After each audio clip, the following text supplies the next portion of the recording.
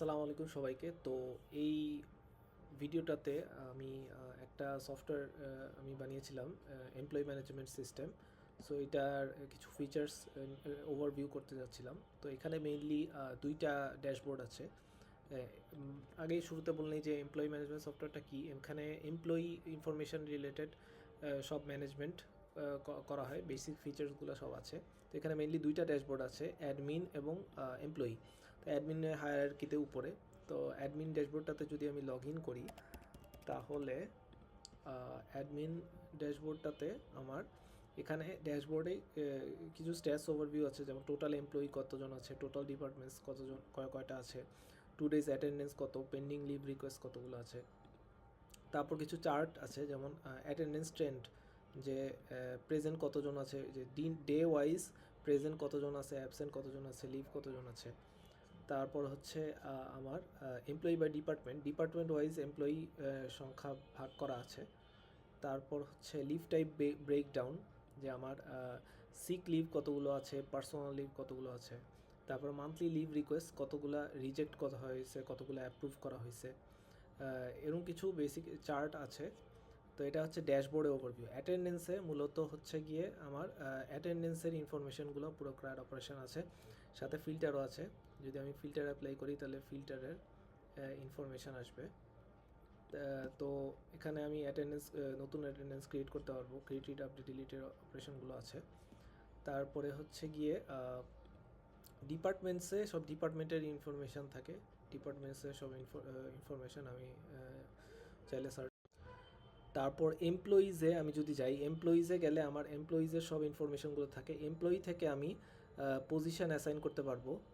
Let's say আমি কোনো একটা এমপ্লয়িকে কোনো একটা পজিশন অ্যাসাইন করতে চাই, সো এটা অ্যাসাইন করতে পারবো, তাহলে সেই পজিশনটা অ্যাসাইন হয়ে যাবে। আর হচ্ছে গিয়ে ডিপার্টমেন্ট যদি অ্যাসাইন করতে চাই কোনো এমপ্লয়িকে, কোনো একটা স্পেসিফিক ডিপার্টমেন্টে আমি অ্যাসাইন করতে পারবো, তাহলে সেই ডিপার্টমেন্ট অ্যাসাইন হয়ে যাবে। তো আর এমপ্লয়ি বাকি ফিচারগুলো নর্মাল ক্রাউড অপারেশনের মতনই। তো লিভসে হচ্ছে গিয়ে আমার এমপ্লয়িদের যেসব লিভ রিকোয়েস্ট থাকে, সেই লিভ রিকোয়েস্টগুলো আমি ম্যানেজ করতে পারবো। সো যদি আমি কোনো একটা লিভ অ্যাপ্রুভ বা রিজেক্ট করতে চাই, লেটস সে আমি একটা লিভ রিজেক্ট করতে চাই, তাহলে আমি লিভ রিজেক্ট করে দিতে পারবো, স্ট্যাটাস রিজেক্টেড হয়ে যাবে। তো লিভসে এখানে আর আমি ফিল্টার অ্যাপ্লাই করতে পারবো আমার লিভসগুলো।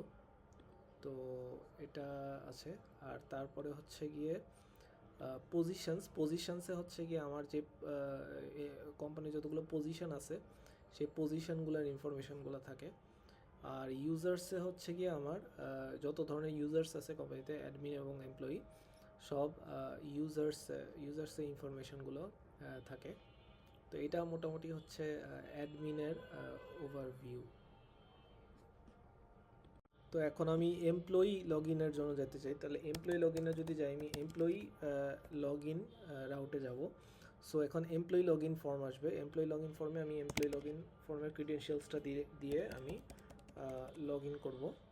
সো এমপ্লয়ি ড্যাশবোর্ডে অনেক লিমিটেড ফিচার্স থাকে। এমপ্লয়ি ড্যাশবোর্ডে খালি total employees, total departments, 2 days attendance, pending leave request ইনফরমেশনগুলো, স্ট্যাটস ওভারভিউগুলো থাকে ড্যাশবোর্ডে। অ্যাটেন্ডেন্সে হচ্ছে গিয়ে আমার অ্যাটেন্ডেন্সগুলো থাকে। আমি যদি ফিল্টার অ্যাপ্লাই না করি, তাহলে অ্যাটেন্ডেন্সগুলো থাকবে, ইনফরমেশনগুলো থাকে। লিভসে আমি নতুন লিভ ক্রিয়েট করতে পারবো, এবং লিভসেও ফিল্টার অ্যাপ্লাই করা আছে, আমার লিভস দেখতে পারবো। আর এমপ্লয়িজে হচ্ছে কি এমপ্লয়ি ইনফরমেশনগুলো থাকবে।